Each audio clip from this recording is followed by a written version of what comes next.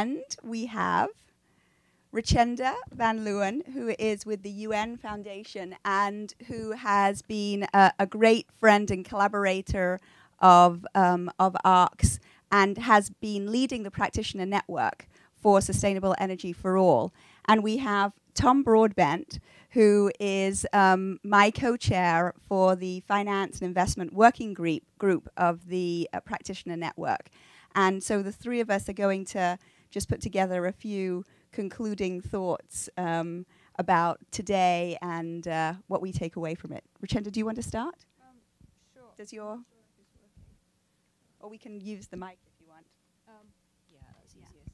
So thanks very much, Nikki. I had prepared a couple of slides, but I'm not going to use them because we've had such a good PowerPoint-free discussion today. But for those of you who are investors who have been faithfully sitting and listening and absorbing the whole day, hopefully there's still some of you in the room besides USAID and others who are kind of quasi-investors.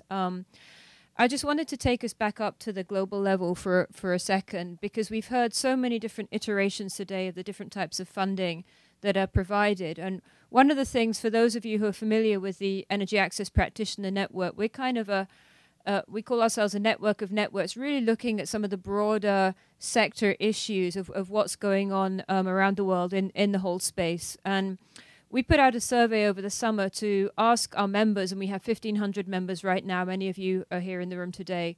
What are your current capital needs? What do you project for the next 12 to 18 months that you're going to require? And we got, of the 1,500 members, we got 200 initial responses and about 140 some full responses that we can actually use and run with. And I just wanted to just give a couple of indicative comments here, again, because we've heard about, well, there isn't enough deal flow, we've heard about there isn't enough financing. Couple of trends that we're seeing, and we're publishing this next month, but from that 140 some responses, initially they said they had $2 billion worth of deal flow. Now we gave that a 90% haircut. So we've come out with, and I can explain why we did that outside of the presentation. We came out with about 200, I come out of private equity, so we're used to cutting, but we had about $200 million worth of unvetted, but deal flow that we think is at least somewhere within the realms of reality. We haven't done any due diligence on it. But very interestingly, the number one issue that people were saying was not enough project debt, that they still require project debt. Equity was up there too, but project debt was number one.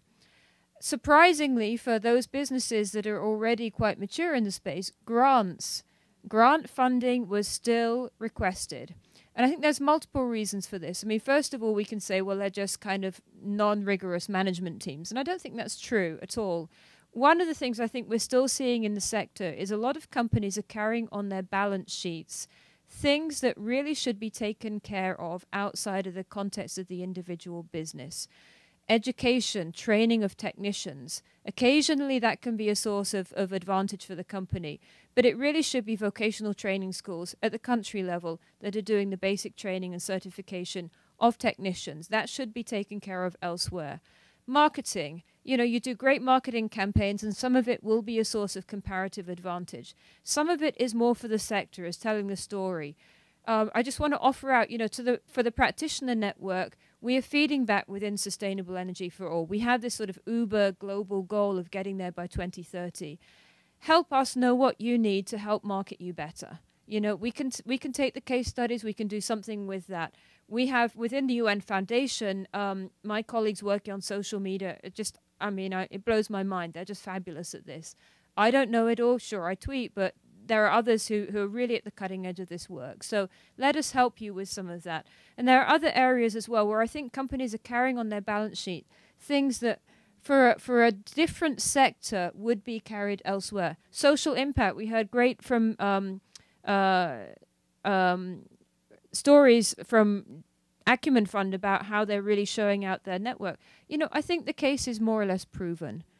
Basically, we see that there's a benefit from energy access. We see that there's a benefit from solar in other parts, in education, in health, in many other areas as well.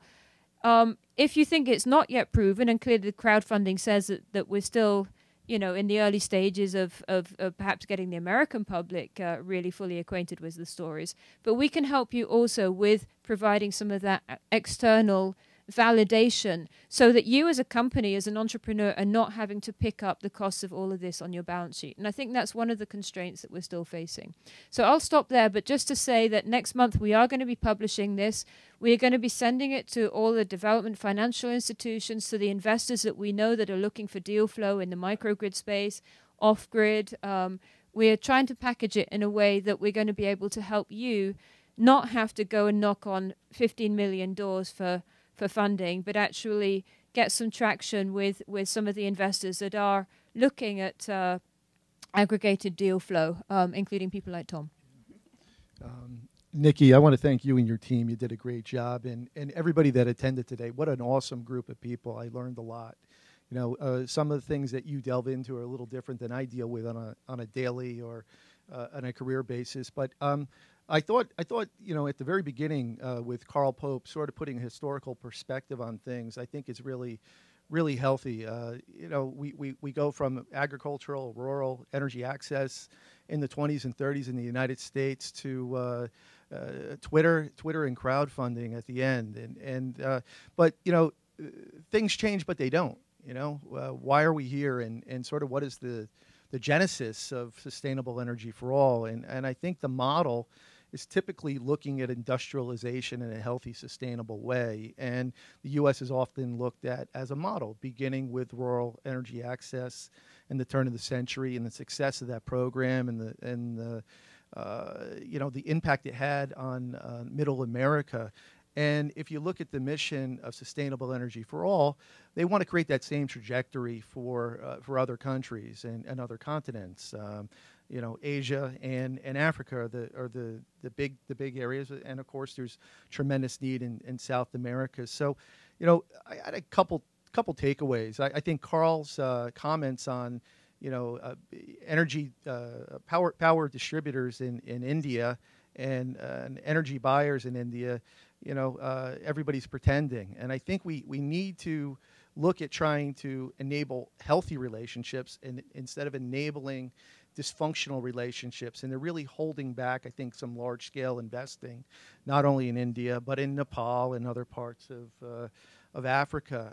I think I was very happy with, and I'm always happy when USAID comes in and says some good stuff, and I think the program, the credit development is fantastic work, and we need to try to aggregate and share ideas that enable people to be able to do these projects.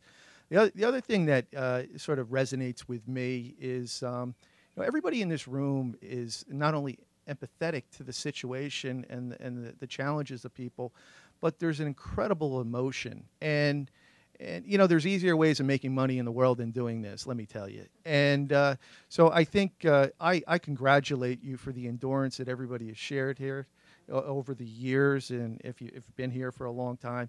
And then, the greatest renewable energy source is the soul of the human being, okay? And you got to touch on that emotion. I got sold on India, 5 years ago, and I still have little tears that come to my eyes when I see a video, and there's little kids in India and little horns. And we can't underestimate that as a driver. I think quantitatively we want to look at different ways we can make money, and it's really very, very important. But just keep up the good work. I think as a working group, we will continue to engage and re-engage, and we're being influenced not only by the people in the field, but also the direction of sustainable energy in its new iteration. So, I think this is a great setting. We need to do more networking. We need to share more ideas. We can't substitute technology for the human touch, a handshake, and a face-to-face. So, thank you for having me. Thanks to both of you. And thanks to the UN Foundation for creating the venue of the Practitioner Network, because, this event is really spawned out of that. We really intentionally created the agenda such that we would have as many entrepreneurs as possible speaking. And I know it made lunch, a bit sort of dicey, or not dicey, but kind of intense, perhaps. But the idea was to get as many practitioners here as possible, and also to bring in as many investors, old friends, new friends, people who are interested in the energy space because they'd already been in it before, people who were intrigued by but hadn't necessarily made any investments. We wanted to be able to tell the story in a way which made the business case while keeping the soul that Tom is talking about front and center. And hopefully we achieve that. And it was all made possible, by the way, because of the great support of USAID. So thanks to Jeff and to Megan, who are here, and also to Pam Baldinger, who is with us in spirit, who's also been a huge supporter of our program, the Renewable Energy Microenterprise and Microfinance Program, REMP, under USAID. So thanks to all of those people. I also want to thank my incredible team, those who are here. We have Chris and Nandini and Saiful and Sam and Yara, as well as the others who are not here, and our amazing interns. And we have Ben and Ramia and Salma, and we have Margot, who's a new intern who helped us with that. So thanks to all of those people who made a huge difference in terms of making it smooth for all of us here today. And also thanks to Kristen, who I think has been tweeting like mad, has she? Yes, great to know that. And in terms of takeaways from today, for me, we obviously crafted this agenda because we think this is what's cutting edge in terms of finance. And we really think that it will be interesting to keep an eye out for the pay-as-you-go models, to look at them as they evolve. We're in the pre-industrial design stage. No one knows what the Ford motor car of pay-as-you-go is going to look like at the end of the day. But we're in that very interesting stage where people are learning from one another. There probably will be mergers and acquisitions where, companies that we see as independent entities now will look a little bit different in 5 to 10 years. But we think that's a really interesting space. We think the crowdfunding space is really interesting. And we also think that the variations on the models, how can we leverage this immense power that the microfinance sector has built? Thinking about some of the ways in which Greenlight Planet and others have done that creatively. Thinking about models like the Soji Express model, where you're tapping that remittance, that diaspora money, $325 billion flowing from diaspora communities home, pretty much unintermediated. That money's just there, ready to be channeled. As I say to my team, it's like a river that's flowing, and all we need to do is lift the sluice gate. And we have to do that creatively together. So we think these are all, and supplier credit models, which I think some people talked about. There's a huge demand out there to really look all the way along the distribution chain and see where that financing crunch is being experienced, not just by the entrepreneurs, but also by the suppliers, as well as the energy enterprises, as well as the financial institutions that are trying to support them. So all of those things we think are important. We think we have all the right people in the room to solve that problem. And we're looking forward to having next year we all come back and see where we are, and the year after, in order to move this forward. So thanks to all of you. Thanks to everyone who came. We are recording this, and we're going to turn this into a set of videos that are available to more people. Sam from our team is also going to be drafting a report so we can send material back to all of you.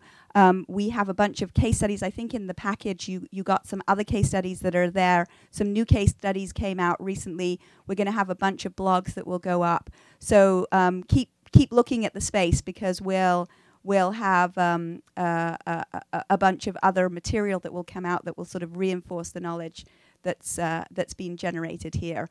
And I also wanted to say, I said in the very beginning, we kind of made the day very packed so that we could get as many interesting people in as possible. And Steve said he sent us this plaintive email early in the week saying, you know, I want to network with people. When can I network? So what we're going to do is everyone's invited to Papillon afterwards. There's a happy hour going on. And so whoever wants to come and hang out and carry on the conversations, it's round the corner. It's on 54th between Madison and 5th. So it's really not very far away. So we invite all of you to come and carry on the conversation there, those of you who couldn't join us. So again, thanks to everyone, and thanks so much to both of you. Thanks to USAID, and see you at Papillon.